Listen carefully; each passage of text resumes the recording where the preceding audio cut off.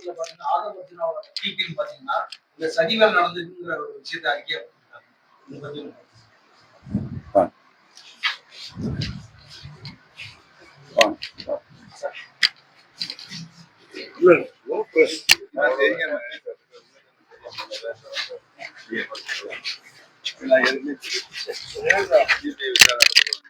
நடத்தி அறிக்கைலாம் வரட்டும் பாப்போம்.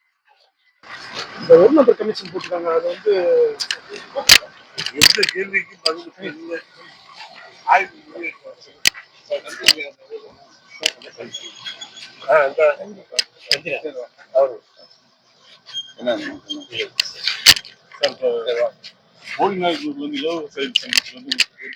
ஆமா, இப்போ வந்து 12% இந்த ஜிஎஸ்டி வந்து 18% அவங்க சுத்திட்டாங்க.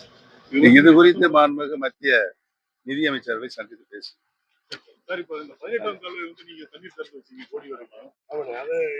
ஆனா இப்போ வந்து என்னன்னு கேட்டீங்கன்னா ஏரியா வந்து ஏரியா கிளீன் பண்ணல, புல்லு எருமை முளைச்சு தண்ணி வரட்டும்.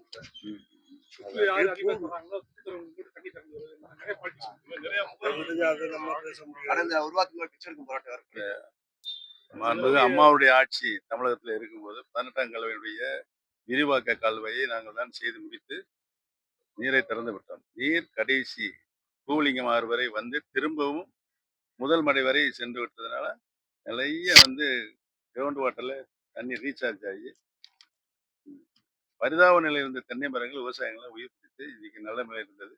கடந்த 3 வருடங்களாக 18ஆம் கல்வாய் தண்ணீர் விடப்பட்டிருந்தது. இன்றைய நிலை சம்பந்தப்பட்ட மாவட்ட ஆட்சியரும் நான் பேசுவேன். இலவமஞ்சி தொழில் சுத்தமாக நெசிவடைந்ததுல 48 இலவமஞ்சி தொழிற்சாலை செயல்பட்டு. இது குறித்து இலவ விவசாய சங்கத்திலிருந்து பேசியிருக்கிறார்கள். உரிய அமைச்சரிடம் இது குறித்து நான் விவாதித்து ஒரு நல்ல முடிவு எடுத்தோம். செய்திகளை உடனுக்குடன் தெரிந்து கொள்ள கீழ்கண்ட கேபிள் மற்றும் டிடிஎச் நெட்வொர்க்குகளில் எம்நாடு செய்தி தொலைக்காட்சியை காணுங்கள். பாதகம் செய்பவரை கண்டால் நாம் பயம் கொள்ளலாகாது பாப்பா. மோதி மிதித்துவிடு பாப்பா, அவர் முகத்தில் உமிழ்ந்துவிடு பாப்பா. அண்மை செய்திகளை உடனுக்குடன் தெரிந்து கொள்ள இணைந்திருங்கள் எம்நாடு தொலைக்காட்சியுடன்.